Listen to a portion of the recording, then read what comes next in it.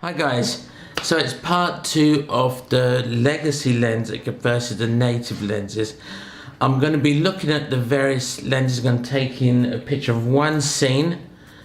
Both native and legacy lenses will be both manual focused, and that's because with new mirrorless cameras, I'm not sure about DSLRs, but with mirrorless cameras you have peaking, which makes manual focus that much easier. So which begs the question, do I always have to fork out tons of money for a native lens when I can use focus peaking and use a legacy lens? You also have to ask the question, can you be bothered with manual focus? Now, to make it a bit fair, I'm going to do both with manual focus, both the native and a legacy lens, and I'm going to take a picture of one scene which incorporates color, some detail, and a color chart, so we can just examine how what the difference is. It's not a scientific test. I'm not one of those scientific or technical guys, but it's just a quick video to see how they compare. Now, the first lens, all taken on my Fuji X-T10, will be the Zukia Olympus lens, 50mm f1.8. I'm going to keep them all at f4, which is the minimum, I think. No, f4, which all lenses can cover that f-stop. So we're all going to keep them at f4. Obviously the ISO will change, but we're looking at basically the quality of the glass. Anyway, let's start with the Olympus lens.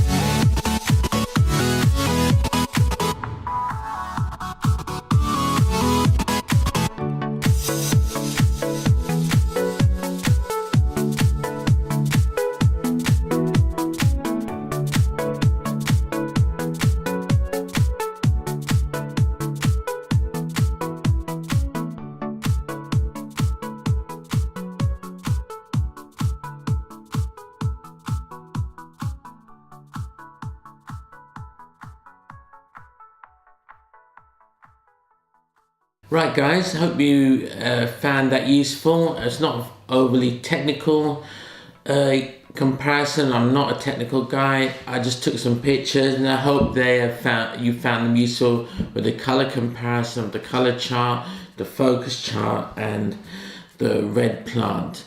There is obviously a difference. The Jupiter lens, I think, was the softest out of all of the lenses. I will, however, say that I still love it for video work, and if you put it lower, if you underexpose, I find in my experience from the lens that the colors are so rich and warm, which is why I love that lens. But when it's at the light means the right exposure, I do find it a bit it's lacking color. I don't know why, but it's one of those lenses that each one is individual because they weren't made to high-tech specifications. So you have to get to know that particular lens you have and learn how to use it best. And for me, I was underexposed, but this was a test and I used them all at correct exposure. The Olympus lens I love, and I've already mentioned, I think earlier on, that I use this for video work, and it is particularly good when I'm on a soft silky bokeh. I love this lens. This cost me a £5, this lens, £5. So when you consider £5 compared to £349 or £50, there is a big difference in amount, and whether that difference is big enough for, if I didn't have the cash at the time to put myself in a situation where I'm either in debt or I go for the £5 or £30 lens, I think I'd go for £30 lens. However, that would be too hypocritical of me, since I'm sitting here with two native lenses, and there is a reason, and I'm happy to admit it. I want the autofocus. It's as simple as that. Autofocus and the quality, and this is a very fast lens. Would I replace them with legacy lenses? No, of course not. But that doesn't mean that these haven't got a place in my arsenal of lenses. Now this lens I love. I bought specifically for my niece's wedding, and the focal length 50 to 200 is extremely good for wedding photography and for getting the shallow depth of field, compressing the background and separating the individual from the background. So pressing the image, I should say. So this is something I would get anyway, and I wouldn't really risk not having an autofocus lens when I'm doing a wedding. So yes, I can talk as much as I can about legacy lenses and how great they are, and some of them are. They have their place. They wouldn't necessarily replace my native lenses, but they have got a place next to them. So what was the point of this? Well, it's not.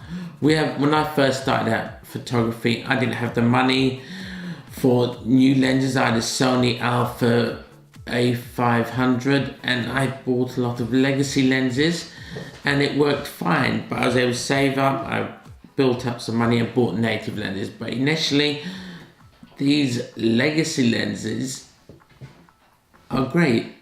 They're great for the bang for your buck. They're great, and they have a place. I use this for video more than I do the native Panasonic lens on my camera now. The only reason I have that lens is for YouTube videos. But when I want to do film work, it comes down to this. I've not used this yet because the adapter's not working, so you do have these hiccups. But I love this lens, and I will be looking to get some more legacy lenses for my video work. One in particular is the Helios lens, the 50mm or perhaps a wide angle Helios lens, but I will not be buying any more native lenses for my video work, because mostly it's manual focus. So in those situations, autofocus is not something that I would be looking to use in my video work. So voila, save a ton of money, 40 quid, 5 quid. For my stills and fast shooting, probably stick to native lenses. These are great lenses. Fuji lenses are great, and I would probably never replace them. I'm a Fuji man. I love my Fuji lenses. So I guess it's down to you guys what you want to use, but I just want to say, don't dismiss or disregard legacy lenses. Tons of them out there on eBay.